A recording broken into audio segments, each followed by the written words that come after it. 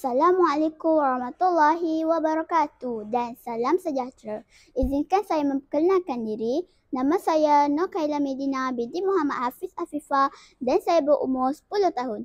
Saya belajar di Sekolah Kebangsaan Bandar Baru Perda yang terletak di Bukit Mertajam, Seberang Perang Tengah, Pulau Pinang. Kod sekolah saya ialah PBA 0026.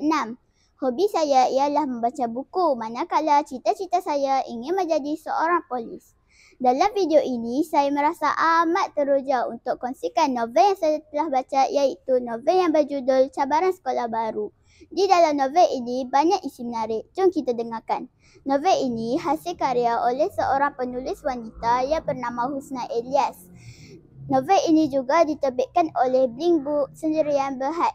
Novel ini mengandungi 122 halaman bercetak yang mengisahkan tentang watak utama iaitu Nur Alia binti Samsudin yang berpindah sekolah mengikut keluarganya. Tema utama di dalam novel ini yang menarik perhatian saya ialah nilai persahabatan yang tinggi, berbahati dalam pergaulan, jaga sikap, jaga percakapan dan berkawan kerana Allah.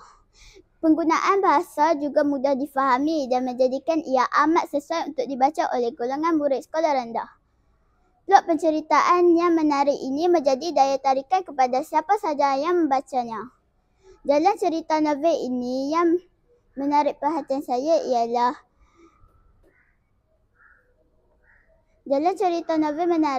kerana ia mengisahkan tentang watak utama iaitu Nur Alia binti Samsudin yang berpindah sekolah mengalami kejutan budaya kerana sekolah barunya bercampur murid lelaki dan perempuan. Dia mengambil masa untuk menyesuaikan diri dengan rakan-rakannya yang pelbagai. Disebabkan dirinya yang agak pendiam, segalanya bukan mudah buat Alia. Novel ini juga menceritakan sketsa hidup remaja yang pelbagai perisau, suka dan duka silih berganti.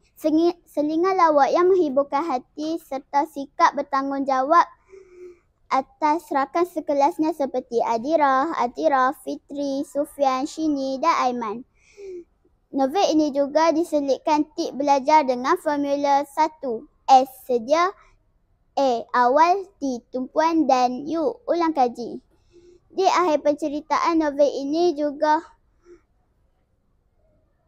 mempunyai nilai persahabatan yang tinggi.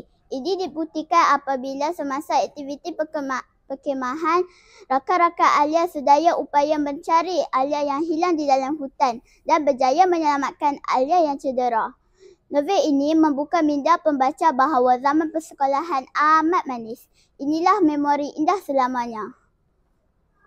Novel ini juga selitkan tip persahabatan iaitu senyum, ambil inisiatif, pilih kualiti bukan kuantiti dan bersahabat kerana Allah. Semoga dengan membaca novel ini memberi manfaat kepada semua. Sekian wabillahi taufiq wa hidayah. Wassalamualaikum warahmatullahi wabarakatuh. Terima kasih.